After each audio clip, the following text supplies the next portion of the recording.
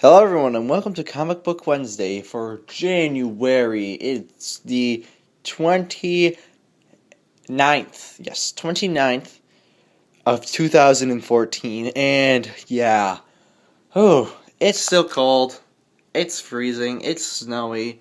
I apologize that I might shiver, it's just freezing in my house.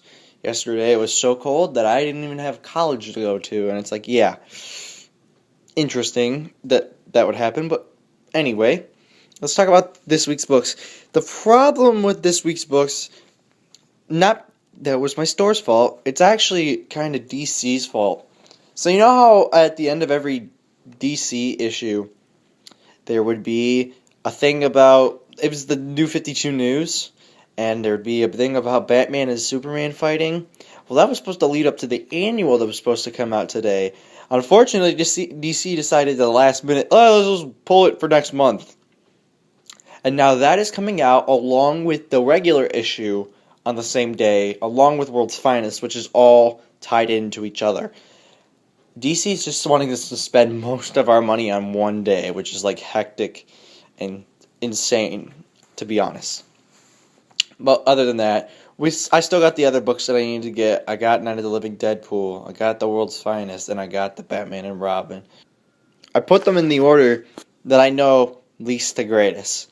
So first, let's start out with Night of the Living Deadpool, number 2. You know how I felt about the first issue. I thought it was funny and a great satire of zombie books, especially The Walking Dead, and I think the issue 2 is going to be no different. Don't really need to say more. Expecting a lot.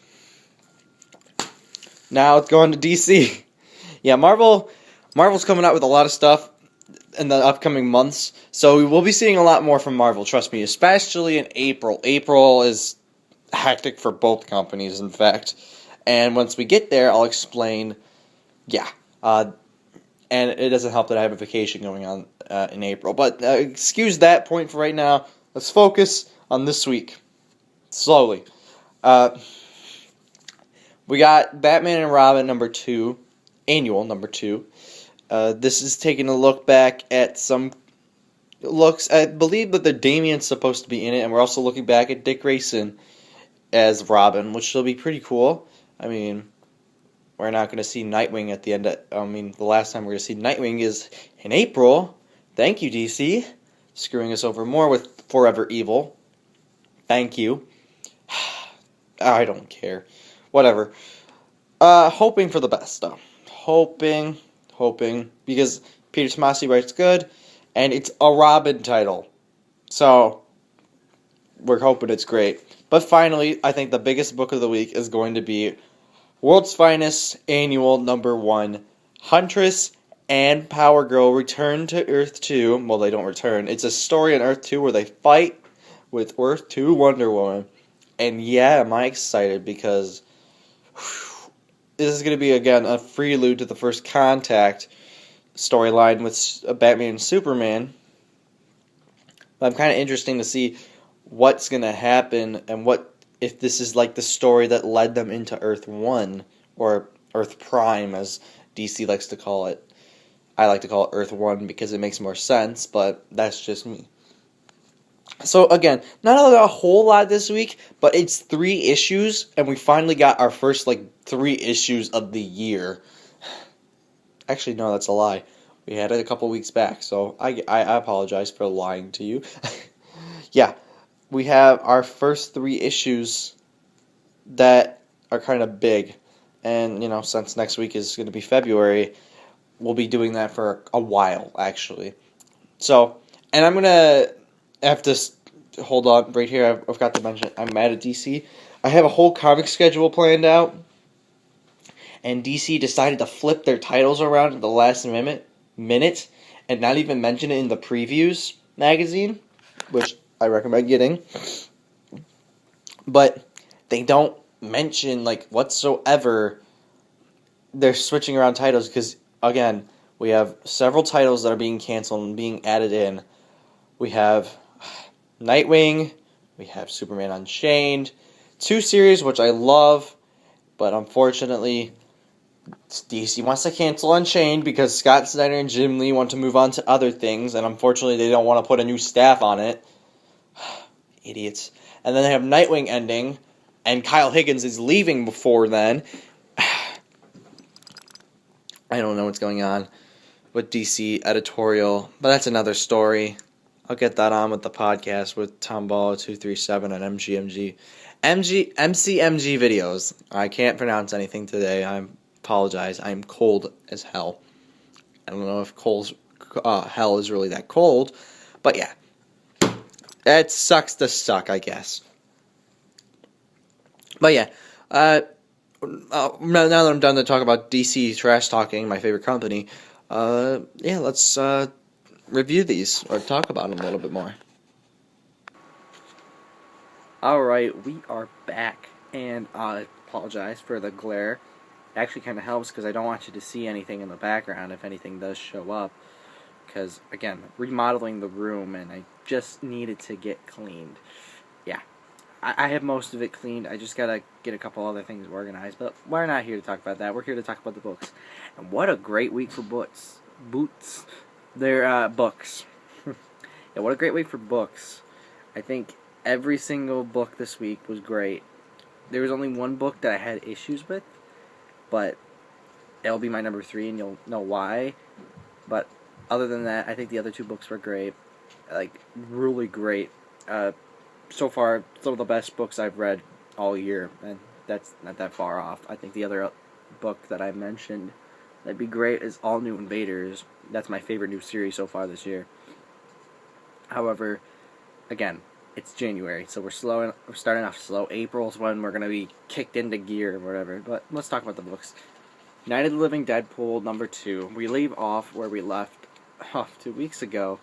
Deadpool is the last technical superhero on Earth. We don't really know that. We just assume that because, hey, that's the case. And he's stuck with a group of survivors, and it's kind of their journey together. Very, very gruesome this time around. I'll admit this one's a little bit more violent than I thought. And it's awesome and hilarious and great.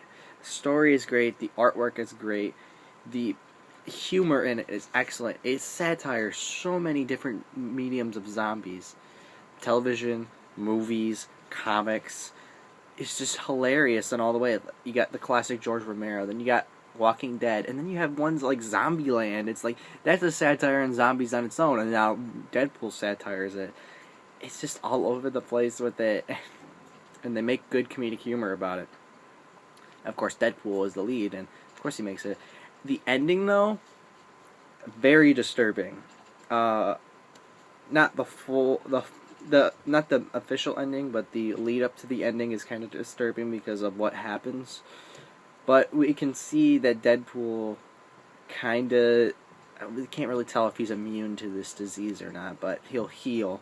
We see him use his healing ability, but we're not fully sure if he's gonna, heal. And I'm excited for the next issue. Yeah, definitely a great miniseries. Definitely recommend picking up the first issue and the last issue. Let's get into DC. Batman and Robin, annual number 2. Oh, Batman and Robin. It's good to see you back, because literally it was good to see you. So, remember how I mentioned that they're going to have like a Damian story and then a Dick Grayson story? Kind of lied about that. I didn't know. Unfortunately, it's just it's a kind of what the Dick Grayson thought his first week was as Robin. And the first page is with him and Damian, and he told Damian about this, and Damian said that he'd do something for him. And it shows off at the end, but I don't want to spoil that, of course, because the ending is actually pretty cool. However, again, yes, it is the first week of Dick Grayson as Robin. I think the story is excellent. Peter Tomasi, excellent job with this. Definitely. It shows off the Dick and Bruce relationship, present time, and when they originally started off. And it shows off an awesome adventure with them together. It kind of contradicts what happened in the Nightwing Zero issue that Kyle Higgins made, but I guess that doesn't really matter, because there's so many renditions it couldn't possibly matter. Plus, of course, the whole thing with the costume. There's a hilarious scene in there with Dick Grayson putting on a costume, and it's just great. And the first villain is the only thing I didn't like, only because I don't really know who he was. They never mentioned a name. They just said that Dick Grayson had a grudge with him after the first encounter. And other than that, it still led up to a very successful ending, though. Finally, World's Finest Annual #1. Now, I thought this was going to be a lead up to what the First Contact was. Unfortunately, we don't get any of that. First Contact really isn't involved in here whatsoever. However, we do get the Earth 2 storyline. We have 3 stories.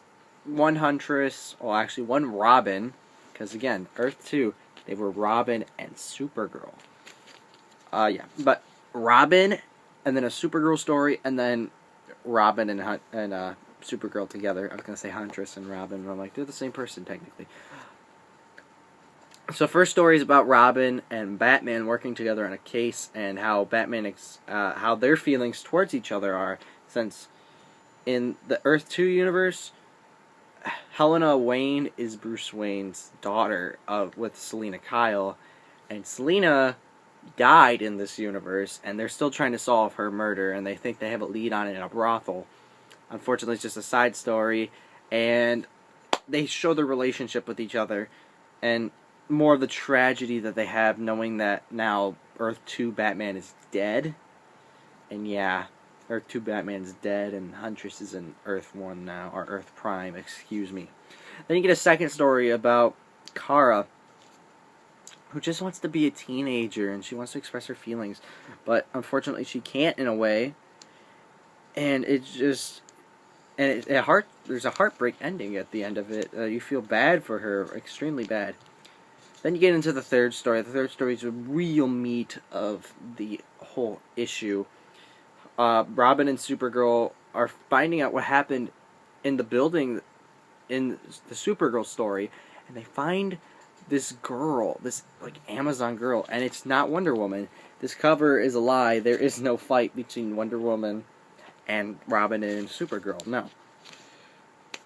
Unfortunately, it's between someone else that is related to Wonder Woman. I don't want to spoil it. It's a very cool, but I don't think they'll ever go back to it, since Wonder Woman is technically dead in the Earth 2 universe. Again, I haven't read Earth 2 in a long time, but I know that Wonder Woman died along with Batman and Superman, so it's like, yeah. And there's a nice scene between Superman and Batman of this Earth interacting with each other, talking about the issues with their siblings, because Kara's Superman's cousin and Robin's Batman's daughter, and it's just they have like interesting conversations with each other about each other's like relationships, and then I like that really much. But again, the ending was very iffy, and I enjoyed this a great amount, though. It was a great issue. So what were my top 3? Well, number 3 is World's Finest. Again, it's a great issue. I recommend picking up all these comics this week. These are a great batch of comics. However, World's Finest, again, it had those issues with the writing at the end of it, which was disappointing. And I think I didn't think it needed to be broken up into chapters. There's a chapter 1 and chapter 2 and a chapter 3. I'm like, you could just wrote end at the end of the book, which they did, but they wrote chapters anyway. But the third story, it makes up for almost all of it, and it's awesome. Number 2, Night of the Living Deadpool #2. Again, great satire, hilarious comedic banter between Deadpool and his posse that he has right now. And you get to see real emotion from Deadpool kind of this time around, and it's, of course, hilarious. And again, great satire of old and current zombie mediums. But number 1 is Batman and Robin Annual #2. Peter Tomasi knocks it out of the park again. Unfortunately, again, he's been working iffy on the regular Batman and series, but now that we have a Robin in, oh, solid. Absolutely great. I think this is one of the best issues he's written so far. This and Batman and Robin number 18 are probably in my favorite 2 issues of Batman and Robin he's written. Which is, oh, thanks Facebook. But they're great. I mean, if you have never checked out Batman number 18 and Batman and Robin number 18, it's 18, correct? Yes. On the notch, awesome. I can't even believe it how great it was. But that's enough about the old. Let's go into the new. Without any new 52 next week. Yes, next week, February 5th, we have no DC books coming out. Oh, how unfortunate, I guess. I mean, nothing really good is coming out. We still have the Gotopia and Detective Comics, which is really Forever Evil, which don't really care about. But Marvel is releasing 2 of their new books next week. First, we have Loki, Agent of Asgard. I think this is going to be an awesome idea.